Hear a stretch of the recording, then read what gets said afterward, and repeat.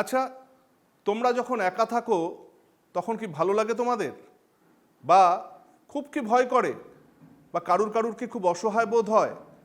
আমি কিন্তু যখন একা থাকি আমার খুব খারাপ লাগে এবং মাঝে মাঝে মনে হয় তখন আমার পাশে যদি কেউ থাকতো তাহলে খুব ভালো লাগতো। আজ আমরা জীবনানন্দ দাশের পরবর্তী সময়ের বাংলার অন্যতম শ্রেষ্ঠ কবি শক্তি চট্টোপাধ্যায়ের দাঁড়াও কবিতার মূল মন্ত্রটা অনুভব করার চেষ্টা করব। তোমরা নিশ্চয়ই তারে জমিন পর সিনেমাটা দেখেছো। ছোট্ট ঈশানকে তার বাবা মা হোস্টেলে ছাড়তে এসেছে।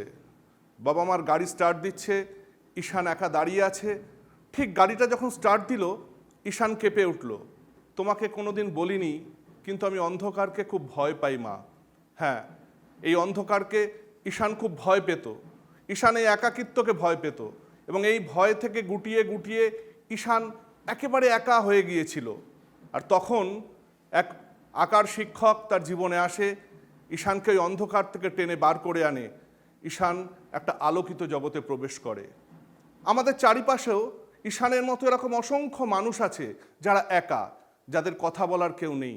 হয়তো তোমার পাশের বন্ধু, হয়তো রাস্তা দিয়ে আস্তে আস্তে দেখবে রাস্তার পাশে স্টেশনে কোনো মানুষ উবু হয়ে মাথা নিচু করে বসে আছে।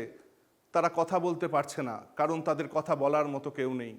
তাই কবি শক্তি চট্টোপাধ্যায় বলছেন, তুমি মানুষ হয়ে ওই একলা মানুষের পাশে দাঁড়াও। মানুষ বড় কাঁদছে, তুমি মানুষ হয়ে পাশে দাঁড়াও। হ্যাঁ, তাদের পাশে দাঁড়াতে হবে, তাদের বন্ধু হয়ে উঠতে হবে, হাত বাড়িয়ে দিতে হবে, তাদের না বলা কথাগুলো বের করে আনতে হবে। আর এইভাবে যদি আমরা তাদের পাশে দাঁড়াতে পারি তাহলে আমাদের পৃথিবীটা খুব সুন্দর হয়ে উঠবে। মানুষ তো একা থেকে যৌথ হতে যেদিন শিখেছিল তখনই তো এই সভ্যতার উন্মেষ ঘটেছিল। এত সুন্দর পৃথিবী গড়ে উঠেছে, চারিদিকে এত মানুষ, এত আনন্দ। সেই আনন্দের মধ্যে মানুষকে টেনে আনতে হবে।